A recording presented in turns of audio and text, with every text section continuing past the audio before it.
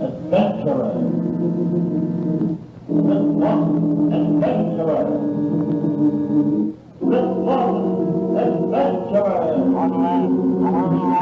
Europe, America, Africa, Asia. At sea, the world over. Arctic, Antarctic, Atlantic, Pacific. In the air lanes of the world in this hemisphere, we find Chris Lawson, adventurer.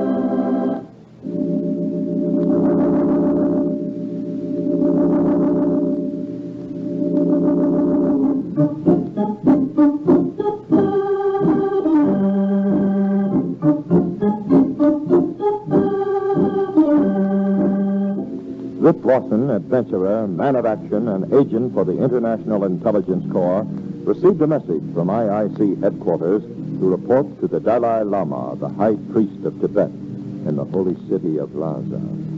Leaving his specially constructed underwater craft, the Black Shark, to follow him up the Salween River, Rip and Big Mike, his constant companion in adventure, flew in their jet-propelled plane, the Sky Streak, to the plains outside the city.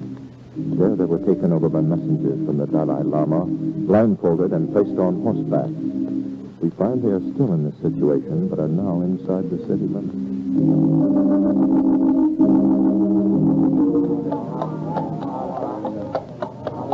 Well, sounds like a lively little community, I'd certainly like to have a look at it. I say, now, how big do you suppose it I've is? been trying to gauge the distance.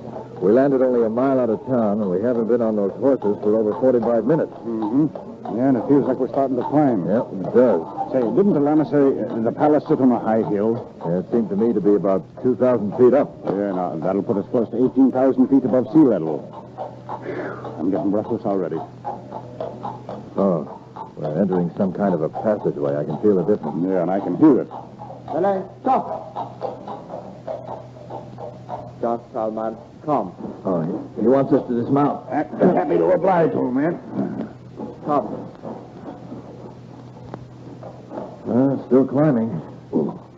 I wish they'd clear the rocks off this path. Oh, we've gone into a chamber of some sort. What's this? I don't know. We couldn't have reached the top. We haven't gone far enough. There were those doors. Uh-huh. Say, now we're in an elevator. So it seems. Top floor. All out. No wisecracks, Mike. The message said use discretion and politeness, remember? Come. Well, I have to amuse myself some way. And recite the Gettysburg speech backwards. Say, what becomes of it for of the people, by the people, and for the Don't people? bother me. 29 steps. I always like to know where you are, don't you? I'd like to know where the nearest exit is. Come. Carpets. Yeah. Stay. Upstairs, Japsaw, Garson, Gampa. Labing, Stamp, Lala, Sapa. Sorry. Come in, gentlemen. No, there is no object in your path. You may remove the blindfold.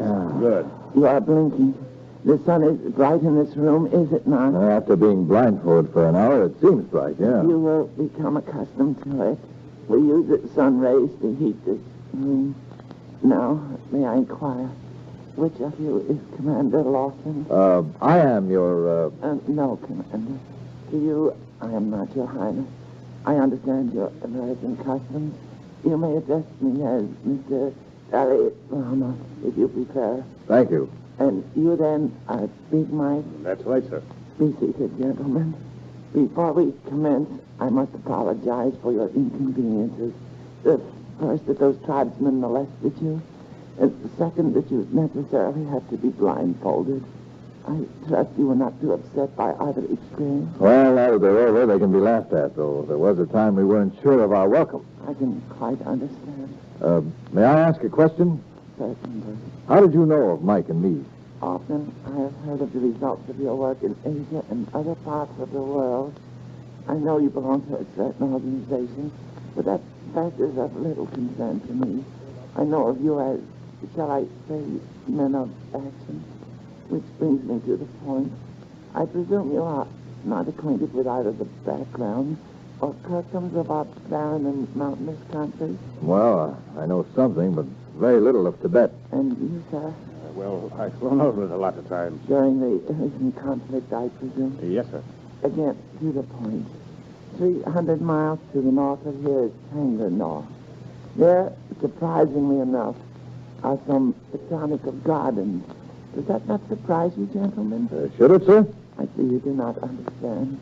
The whole plateau below is several hundred feet above sea level. 16,000 feet, isn't it? You are correct. Being at such an altitude, no vegetables or flowers grow.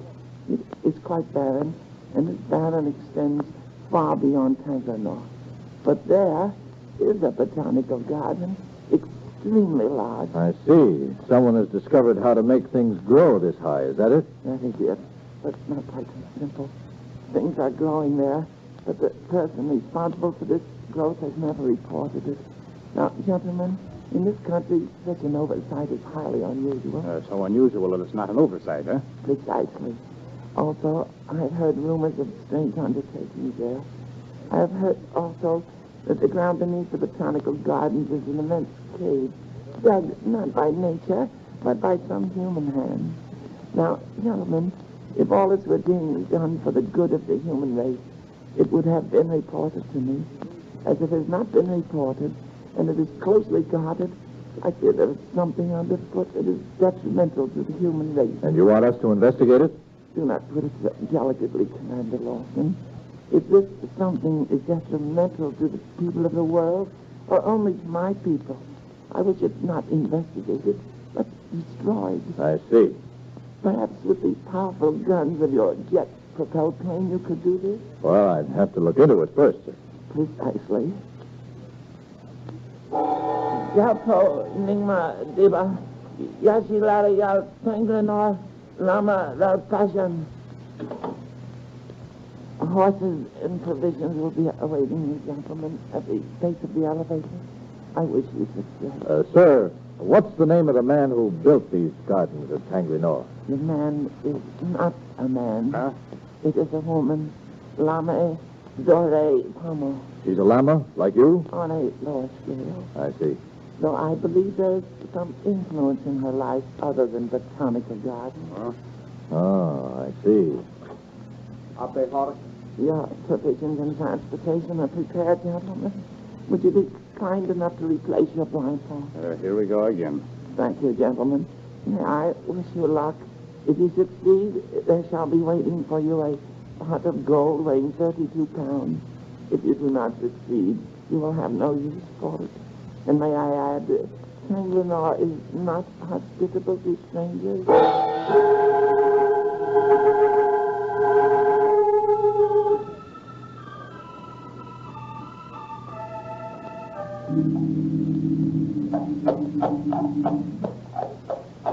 There she is, Mike. Tangrenor. Yeah, that's it. Looks beautiful from here, doesn't it? Yeah, anything looks good after 5 days on a horse. And nothing but rocks. We better dismount behind this small hillock here.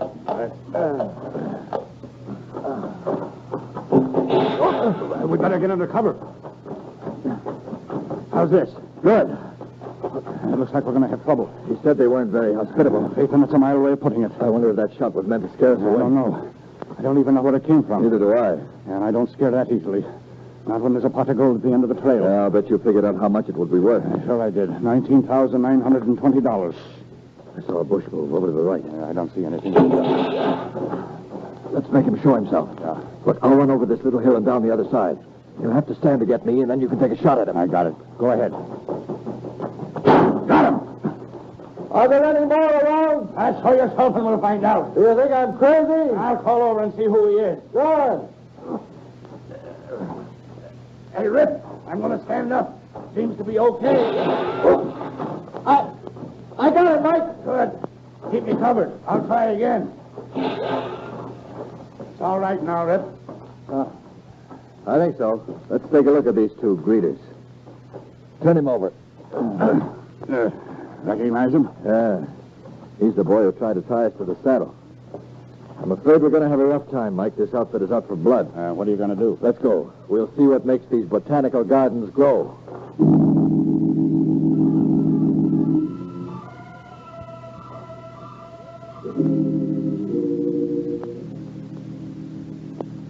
There's the door. Yeah, it looks like a big one. Here, let me get it. Don't make any noise. No. Hold it. Now, will you look at that? A regular factory. Yeah. And look at the air vents in the ceiling. The steam escapes through there. And that's the explanation of the botanical garden. Steam, moisture, and heat. That's it. But Rip, I know. There's some other reason for those turbines, and it's not to grow flowers.